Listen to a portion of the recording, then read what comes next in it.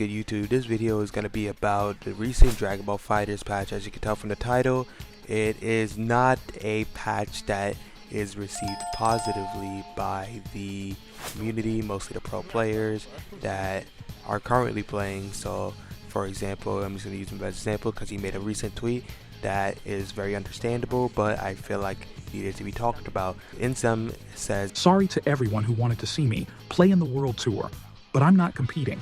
I don't see the point in caring if they don't. As is it right now, I have zero motivation to even turn on the game, let alone compete. I was hopeful this patch could be a step in the right direction, but I guess not. Maybe I'll keep making content for the game. Hopefully that could make the game a little more enjoyable to play, but I'm not too sure." A lot of other players also don't like it. They think the patch is very chaotic, very disgusting to let's look at in general, right? You know, and obviously there are people that receive the patch positively, where it's just, you know, they like the changes, the character's playable, so on and so forth. But I'm gonna explain why it is received negatively. So the neutral in the game, right? The neutral was mostly, it wasn't really like calm in the sense, but it wasn't as chaotic as it currently is. So the neutral was more so jumping around, super jump floating, stuff like that. You know, the typical Dragon Ball neutral. You just move around your opponent, move around their assist. But currently, especially with this recent change, neutral has become a lot more chaotic, a lot harder to control, which I have heard from a decent amount of players. Things have just been harder to deal with in general because a lot of normals now go full screen. A lot of the special moves now also go full screen, and a lot of the projectiles in the game are whiff cancelable. Trunks, for example, or Gogeta, we can use either one, have full screen normals. 5H from Gogeta or Trunks' 3M, now a new normal, are now all going full screen. Gogeta's Rekka is also going full screen, which is his mix-up tool, so that is obviously pretty insane. Which at some ranges he can jail with beam, so you would do like a beam Rekka, and that would all jail, or it would frame trap from full screen, which is obviously pretty insane. Another thing is the beam whiff cancels, right? The beam whiff cancels were all given, like all beams were given to it. So Krillin, Trunks, they all had that like last patch. But now characters like Vegito with his split finger shot, you guys all know that move, can now be cancelled with the super dash. And it's really important to know this because it frame traps from full screen, almost full screen, not necessarily true full screen, but almost full screen, and it definitely frame traps from at least 50%. So that's incredibly important considering how hard it is to avoid that move in general and how low recovery it has. But the fact that you can even do it on whiff is pretty insane because it's really hard to whiff that move. But if you do whiff it, you kind of could just max super dash, and if the opponent's not ready, just get hit for it, which again kind of sucks. Next thing I want to move on to is the sparking.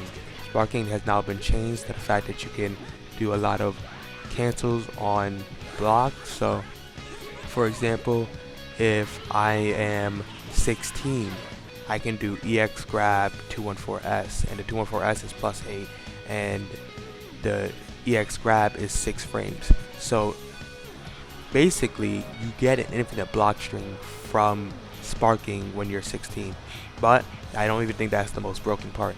The most broken part is his damage output. His damage output is now incredibly higher because of the new routes he was given and the new cancels that he has. Because off of command grab, he can do at least 90 to 100% depending on what kind of super he routes into, and it's like, yeah, Graveler doing that much damage is kind of insane, no? I think it is. We could also move on to look at Gogeta, Red Gogeta of course, and see what he's doing on block against people, which he is doing a lot of cancels, which is kind of crazy. You gotta go through this whole dude's whole moveset, and he's still not done canceling. Like that's how crazy it is. I do also want to talk about the team fusions. Team fusions is incredibly like broken again. Like it's back on the field again. Basically, it's like the rebirth of Yasha team.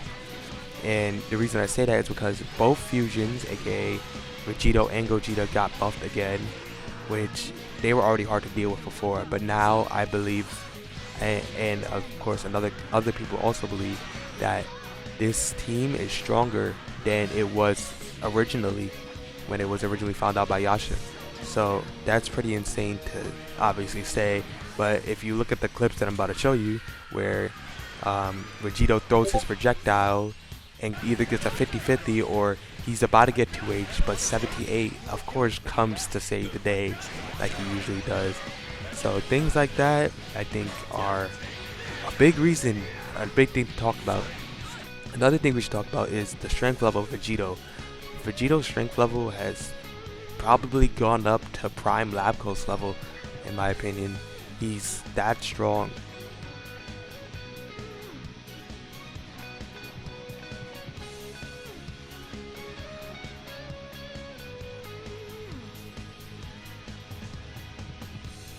Like, if you look at Vegito now has a new normal, it's 6S, and another new normal, which is 3S. 6S and 3S now combo to each other, and both stop Super Dash, of course, because why not? And that's pretty big because he kinda couldn't do much from full screen other than shoot you, but now that he gets a combo from full screen, he is doing a lot more than shooting you, you know? Like, he's hitting you for a lot of damage.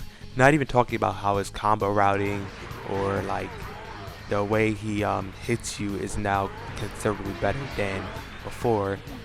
Now it's just a lot to deal with, especially behind 17A, considering how broken that assist is, and it's even more broken now considering how all the characters that are going to use it are even better than they were before. Another thing that's very important is the fact that level 1s are now invo, and that is across the board. Level 1s are 4-frame invo, and a big reason that's crazy is because Krillin and Gogeta are both going to do a 0 on block normal and going to do super, and it's going to beat your jab because it is 4-frame invo. And that on a super across the entire board is pretty big because the Clash RPS is kinda way more annoying, and not to mention that with delay tech, I don't have a clip for that, but with delay tech and you know, just mashing it in block string after reflect, it's incredibly hard to deal with because all frame 4s are just inherently hard to deal with, especially with 30 frames of wake up timing. So basically, throughout all those reasons, I do understand why Invincible has come to this decision. He is now like just sticking straight to content. We'll see what he does in the future. Maybe he might come around to this patch. Maybe other players might come around to this patch. If you want my personal opinion, I'm not that enthusiastic at looking at this patch, but I do think it'll be pretty interesting as a spectator game, but I don't think I could ever compete in it myself. But that's it. That's all for this video. I hope you guys enjoyed this little explanation I did. I want to keep trying to do more content just like this, and adios.